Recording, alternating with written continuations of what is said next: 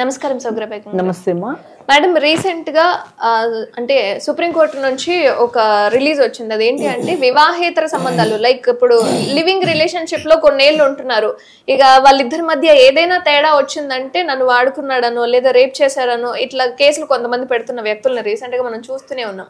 So వీళ్ళందరికీ ఒక shocking ఇచ్చింది ఏంటి అంటే ఖచ్చితంగా మీ మీద పెనాల్టీ వేస్తాం, ఇలా రివర్స్ అయ్యారు అంటే ఇన్ని రోజులు సరిగా ఉన్నారు, ఇప్పుడేంటి ఈ విధంగా కేసులు పెడుతున్నారు, మా చెవులో ఏమైనా పూలు పెడుతున్నారా అన్న ఉద్దేశంతో ఇట్లా మాట్లాడడం జరిగింది. మీరేమంటారు ఈ విషయం మీద?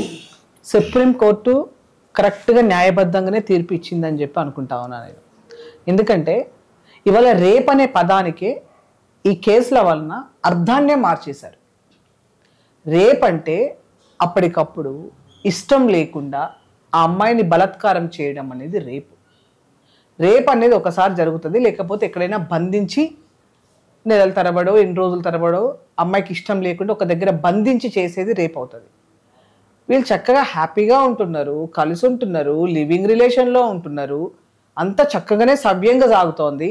కానీ ఇద్దరి మధ్యలో ఏదైనా డిఫరెన్సెస్ వస్తే మాత్రం నన్ను రేప్ చేసిండని పోయి కేసు పెడుతున్నారు. అయితే అంటే నేనేమంటున్నానంటే డిఫరెన్సెస్ వచ్చినప్పుడు కేసు పెట్టు, అతని వల్ల నీకు జరిగిన నష్టం ఏంటో పెట్టు, ఏ సమస్య వల్ల మీకు ఇద్దరికి గొడవలు వచ్చినాయో పెట్టు, అతని వల్ల జరిగిన నీకు అన్యాయం ఏంటో పెట్టు. అంతేగాని సింపుల్గా నన్ను రేప్ చేసేయండినా అంటే మరి రేప్ చేస్తా ఉంటే ఇన్ని రోజులు ఎందుకున్నావు ఆయనతోటి, నువ్వు ఇన్ని రోజులు ఎందుకున్నావు ఆయనతోటి? రేప్ అనేది నీకు ఇష్టం లేకుండా ఒకసారి చేస్తారు, లేకపోతే ఎక్కడైనా బంధించి చేస్తారు. అట్లా నువ్వేం బంధించబడలేదే, చక్కగా తిరుగుతున్నారా ఇద్దరు కలిసి బయట, ఇద్దరు కలిసి బయట తిరుగుతున్నప్పుడు దాన్ని మీరు రేప్ అని ఎట్లా వర్డ్ దానికి అనువదిస్తారు? కాబట్టి రేప్ అనే పదాన్నే కొంతమంది దానికి ఆ పదానికి ఒక మీనింగే మార్చేసిండ్రు. కాబట్టి అది సుప్రీంకోర్టు గ్రహించి ఖచ్చితంగా ఇది రేపు కేసుగా పరిగణించబడదు అనేది అయితే సుప్రీంకోర్టు ఒక జడ్జిమెంట్ ఇచ్చిందో అది కొంతమందికి అది ఊరట కలిగించేటువంటి విధంగానే మనం చూడాలి. ఎందుకంటే మీకు ఏవైతే వాళ్ళ వల్ల మీకు అన్యాయం జరుగుతుందో, లేకపోతే ఇంకా ఏదన్నా లావాదేవీలు కావచ్చు, ఆర్థికంగా కావచ్చు, లేకపోతే వాళ్ళు ఏదైనా ప్రామిస్ చేసి ఏదన్నా మీకు ఫుల్ఫిల్ చేయలేదు కావచ్చు, అటువంటి ఏమైనా ఉంటే అట్లా మీరు పెట్టండి, మీకు జరిగిన అన్యాయం ఉంటే అట్లా పెట్టండి. కానీ కొన్ని రోజులు ప్రయాణం చేసి హ్యాపీగా బయట తిరిగి మళ్ళీ సడన్గా మీరు రేప్ అని కేసు పెట్టడం అనేది మాత్రం అది భావ్యం కాదు. కాబట్టి సుప్రీంకోర్టు కరెక్ట్ జడ్జిమెంట్ ఇచ్చిందని చెప్పి నేను అనుకుంటున్నాను. ఈవెన్ ఇప్పుడు జానీ మాస్టర్ గారి స్టైల్లోనే ఉంది ఇప్పుడు ఏదైతే ఎగ్జాక్ట్లీ ఆ తీర్పు వచ్చినప్పుడు చాలా ఛానల్స్ కూడా జానీ మాస్టర్ విషయంలో చెప్పారు. ఎందుకంటే ఇప్పుడు ఒకసారి మనం జానీ మాస్టర్ విషయం చూసుకుంటే మీరు అమ్మాయి 2020లో ఏదో వచ్చిందని చెప్పారు. ఆ అమ్మాయి ఇప్పుడు కేసు పట్టింది కూడా 2020 అని చెప్పింది. కానీ ఆ అమ్మాయి 2020 నుంచి చూస్తే 2023 వరకు వీళ్ళతో ప్రయాణం చేసింది, మాస్టర్ తోటి అసిస్టెంట్ కొరియోగ్రాఫర్ గా ప్రయాణం చేసిందంట. 2023లోనే తన అమ్మాయి బయటికి వెళ్ళిపోయింది. బయటికి వెళ్ళిపోయిన ఒక సంవత్సరానికి నన్ను 2020లో కేసు పెట్టిండి అని చెప్తే ప్రజలేమన్నా చెవులో పువ్వులు పెట్టుకొని ఉన్నారా? ప్రజలేమన్నా పిచ్చోళ్ళ అజ్ఞానంతో ఉన్నారా? ఇవాళ ప్రతి ఒక్క దగ్గర ఒక టీవీ ఉంది, టీవీ ఇన్ ద సెన్స్ ఒక సెల్ ఫోన్ ఉంది. రోజు ఏం జరుగుతూ ఉన్నాయి ఏందనేది ప్రజలు కూడా చైతన్యవంతమైనరు, ప్రజలు కూడా ఆలోచిస్తున్నారు. ఒకప్పుడు రేప్ చేసిందని చెప్పి మనం ఏ రకంగా అయినా కొన్ని మనం తప్పుడు కేసులు పెట్టి లేకపోతే ఎదుటోళ్ళని కొంత బ్లాక్మెయిల్ చేసి డబ్బుల కొరకో లేకపోతే ఇంకో దాని కొరకో మనం చెయ్యాలి అనుకుంటే ఇప్పుడు కుదిరే పరిస్థితి లేదు. 2020లో రేప్ అయితే 2023 వరకు ఎందుకు ప్రయాణం చేసినావు? 2023లో నువ్వు బయటకు వెళ్ళిన తర్వాత ఇప్పుడు 2024లో ఎందుకు కేసు పెడుతున్నావు?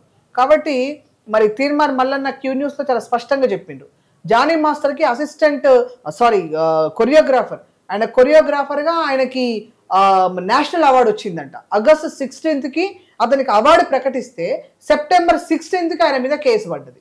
ఈ అమ్మాయి ఆల్రెడీ వెళ్ళిపోయి సంవత్సరం అయింది. నిజంగా నువ్వు సరే దగ్గర ఉన్నప్పుడు పెట్టలేకపోయినా కాబట్టి ఇప్పుడు బయటకు వచ్చినావు కాబట్టి ఇప్పుడు నేను పెట్టి ఫైట్ చేస్తా అనడానికి కూడా అక్కడ నీకు కనబడతలేదు కదా. నువ్వు పోయి సంవత్సరం అయింది, సంవత్సరం అయిన తర్వాత ఇప్పుడు నువ్వు కేసు పెట్టినావు అంటే మరి మాస్టర్కి అవార్డు వచ్చిందని చెప్పి, ఈయనకు ఒక నేషనల్ అవార్డు వచ్చిందని చెప్పి ఆయనకు పడని వాళ్ళు ఎవరైనా వెనకాల ఉండి పెట్టించిండ్రా అని చెప్పి కూడా వాళ్ళ ప్రజలు గుసగుసలు మాట్లాడుకుంటున్నారు. కొన్ని పేర్లు కూడా బహిరంగంగానే చెప్తా ఉన్నారు. కాబట్టి ఈ అమ్మాయికి ఈ కేసు పెట్టిన అమ్మాయికి కూడా మరి ఝాన్సీ గారి టీము చక్కగా కూర్చొని వాళ్ళు ఈ అమ్మాయి కేసు పెట్టింది కాబట్టి ఈ అమ్మాయికి పలానా హీరో అవకాశం ఇస్తా అన్నాడు, పలానా ప్రొడ్యూసర్ అవకాశం ఇస్తా అన్నాడు అని చెప్పి మరి ఝాన్సీ గారు చెప్పారు. మరి అదేందో బయాస్డ్గా నాకు అర్థం కాలేదు. ఎందుకంటే ఇవాళ ఫిలిం ఇండస్ట్రీలో చాలా మంది శ్రీరెడ్డి అనే అమ్మాయి నా మీద నాకు అవకాశాలు ఇస్తారని చెప్పి నన్ను వాడుకున్నారని చెప్పి తను బయటకు వచ్చి చెప్పడం జరిగింది. తను ఫిలిం ఛాంబర్ మీద అక్కడ ఫిలిం ఛాంబర్ ముందు అర్ధనగ్నంగా తను ధర్నా చేస్తే ఈ ఝాన్సీ గారి కమిటీ ఎక్కడ పోయింది, మరి ఎవరు మాట్లాడలేదు. ఇంకా అటువంటి చాలా జరిగినాయి, ఏ కేసులలో మాట్లాడలేదు. కానీ ఈ టీం మాత్రం అమ్మాయిని ఇంత భుజాన వేసుకొని మాట్లాడింది, బయాస్డ్గా తీసుకున్నది మాత్రం ప్రజలు గమనించింది. ఇందులో ఉన్న కుట్ర, దీని వెనకాల ఎవరు కుట్రదారులు ఉన్నారో కూడా వాళ్ళు మాట్లాడుకుంటున్నారు. నేనైతే ఎందుకంటే నాకు అది పూర్తిగా నాకు తెలియదు కాబట్టి నేను మాట్లాడలేను.